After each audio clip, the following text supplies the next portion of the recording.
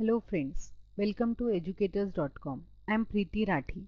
In last video we have discussed about preprocessor. Now in this video we will discuss preprocessor pragma and then dynamic memory allocation. The topics which we are going to cover are pragma directive, the need of dynamic memory allocation, then functions like malloc, calloc and free, and then we'll see example of these functions. Now this pragma directive, this directive is another special purpose directive that can be used to turn on or off certain features. Now pragmas vary from one compiler to another. Turbo C++ compiler has got a pragma that allows you to suppress warnings generated by the compiler. So #pragma warn, this directive tells the compiler whether or not we want to suppress the specific warning. For example, if we have #pragma warn -rvl, so it will suppress the warning of return value. Then if we have -par, so it will suppress parameter not used warning. Then if we have -rch, it will suppress unreachable code warning. So even though this situation has occurred, it will not give the warning message. For example, here in this example, we are not returning this integer value. So it will give the warning if pragma is not given. But we can suppress by giving #pragma directive. Then again similarly, this x variable in the second function f2 is not used. So it will give warning as parameter not used. But that can be suppressed here. Here in function 3, we are returning x value and after that we are incrementing x. So once we call return statement, then after that whatever statement we have, that is unreachable, which gives a warning message again. So we can suppress if we want using #pragma warn -rch. Now we have need of dynamic memory allocation. Now many times fixed size array becomes insufficient or more than required, because when we'll talk about array, always we have to give the size of the array at the time of declaration of array. So sometimes it becomes insufficient, sometimes it becomes more than required.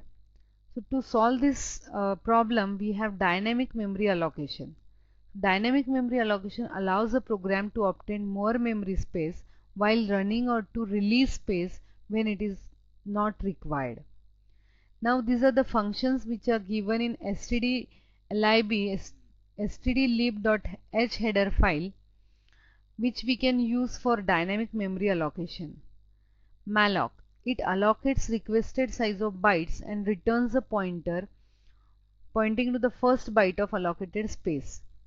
Whereas calloc also allocates space for an array elements, it also initializes the elements to 0. Malloc will not initialize elements to 0, it will hold garbage value.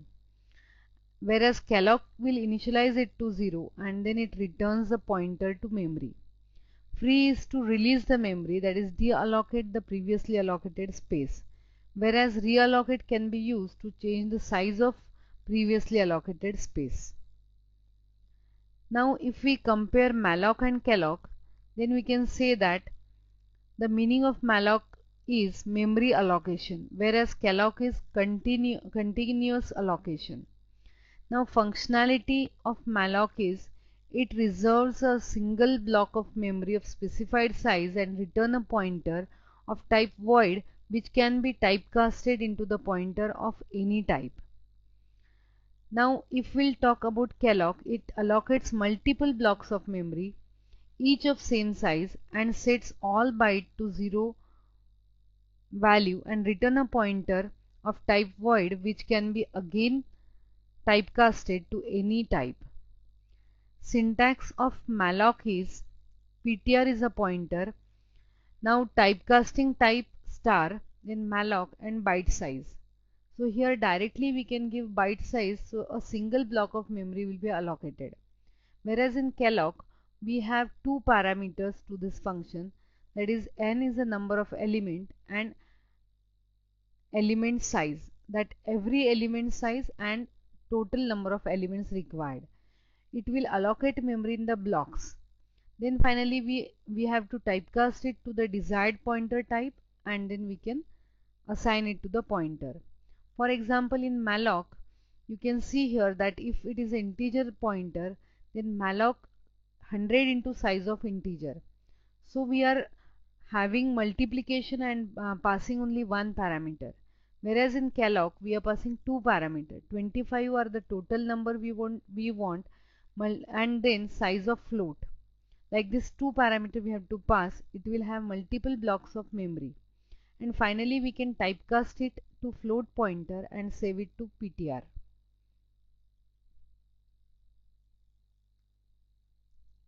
Now we have free function, which is used to deallocate the memory, as dynamically allocated memory with either calloc or malloc does not get freed by itself.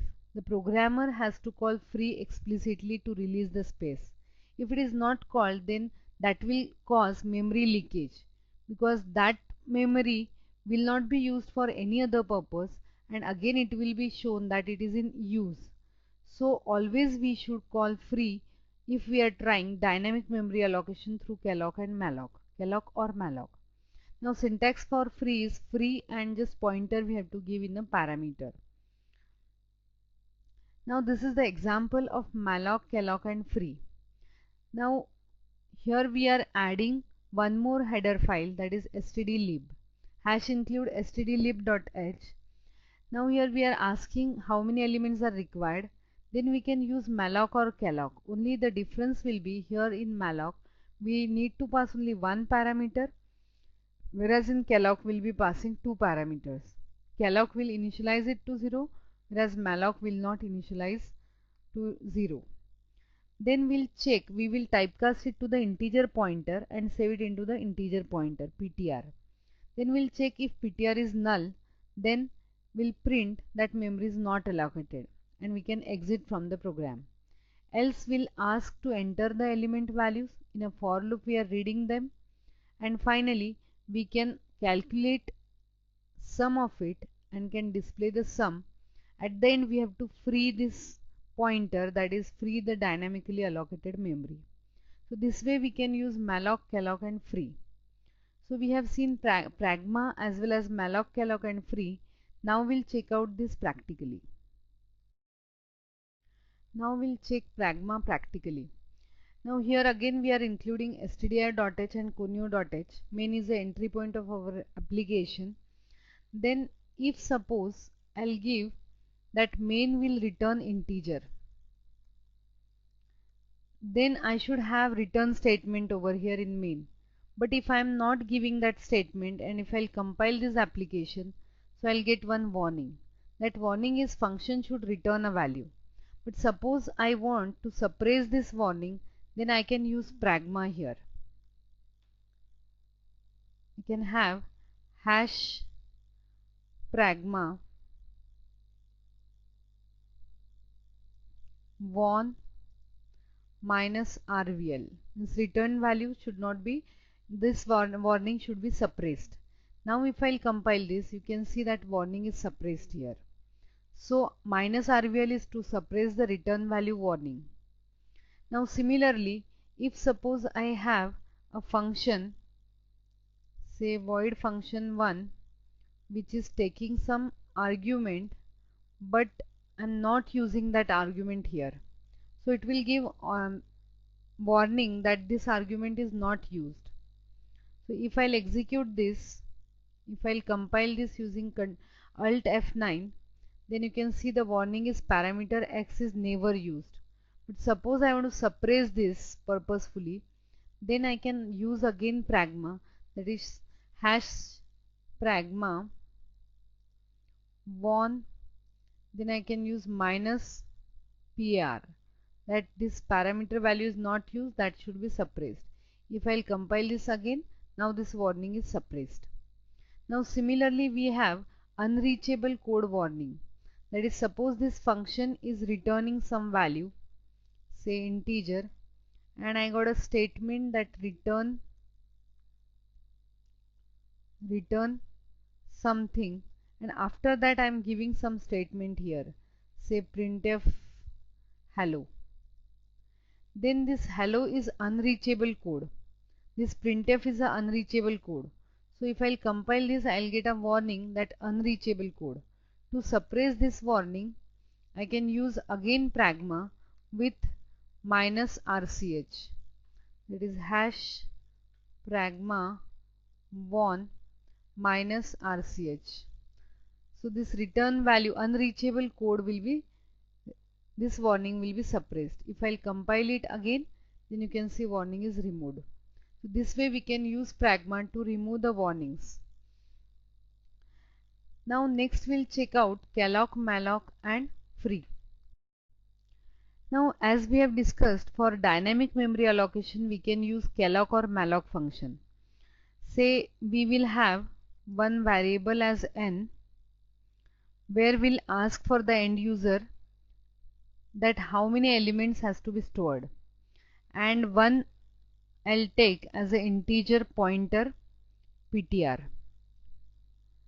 which will hold the address given by malloc or calloc function. Now here we'll have a printf which will ask enter number of elements. Now that value we will read in n.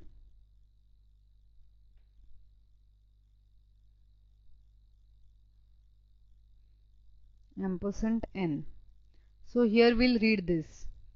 Now after this we want to allocate the memory dynamically. So that allocated memory will store in ptr. Suppose we'll use malloc function. So malloc is, we can use malloc and only one parameter will be required, that is n into, now we have to give size of integer. So size of integer varies with the compiler to compiler.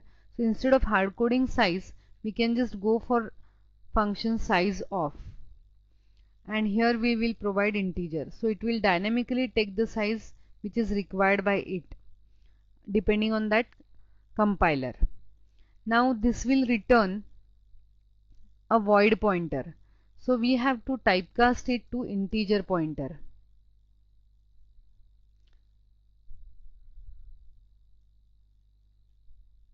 This way. Now once this is done, now the memory will be allocated. So we want to store relevant data into this memory. So for that we will use a for loop, where I'll have a counter to this loop as I. Then I will be initialized to 0. Then I is less than n, I plus plus. Then we'll ask for the value. It is enter val.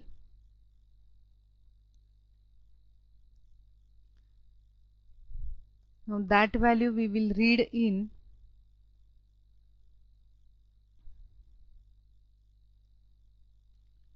ptr plus I. So it will be initially 0, then 1, like this it will be incremented and value will be stored. Then if I want to display the value again, or I want to calculate sum, then if sum has to be calculated, we can take another variable as sum, which will be initialized to 0. Then we can have sum equal to sum plus now value, that is star of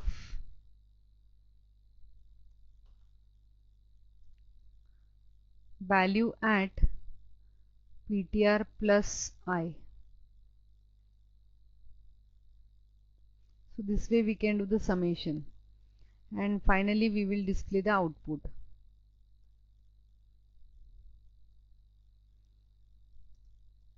Sum equal to %d, and sum will be displayed here. Now as we have discussed, this dynamically allocated memory should be deallocated using free. So we'll call free and we'll pass ptr as a parameter. Suppose after allocation of memory, if we want to check out whether the memory is allocated or not, then we can check if the memory is not allocated, then PTR will hold null value. So we can say if PTR equal to null, if it is null, then we'll print memory is not allocated.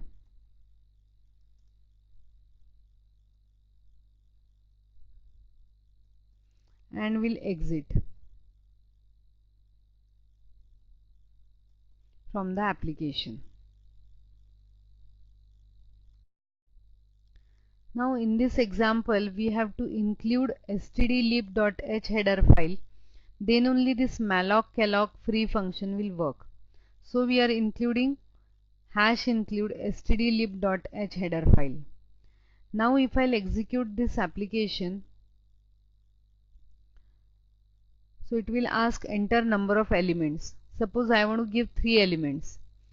So first element is something, then 2, then 3, and finally we are getting sum. So this way dynamically we can decide at runtime that how many elements are required. This way we can allocate memory dynamically. Now if I want to use calloc instead of malloc, then the only difference is calloc function is also present into the same header file. Only difference is I have to pass these two values as two different parameters. That is, n is a number of elements and then size of integer. Then if I'll execute the same application again, so you can see that you will get this type of output 2, 3, 5, say 1. So we'll get 11 as a sum. Calloc also will work in the same way. Now one more difference we have seen in calloc, if we don't initialize the values, so those will be initialized to 0. But those will not be initialized to the garbage value. If without reading value, if I display the value using printf, that is val equal to %d, and if I'll say star of PTR plus I, so it will not give garbage value if it is a calloc function. Now values are 0. So this way the garbage value it will get initialized to 0, and if we want runtime values, then we can take it from the using scanf. So this is how we can use malloc, calloc and free function, which are present in stdlib header file. This is for dynamic allocation of memory, which is a very important concept to take the memory dynamically, because when we use array, we have to give the size of array at declaration level itself, and then the array is not resizable. We can't increase or decrease the size of array. So in that scenario we can go for dynamic memory allocation. So in this video we have seen pragma and then dynamic memory allocation using calloc, malloc and free. Now in next video we'll discuss about file IO. Thank you.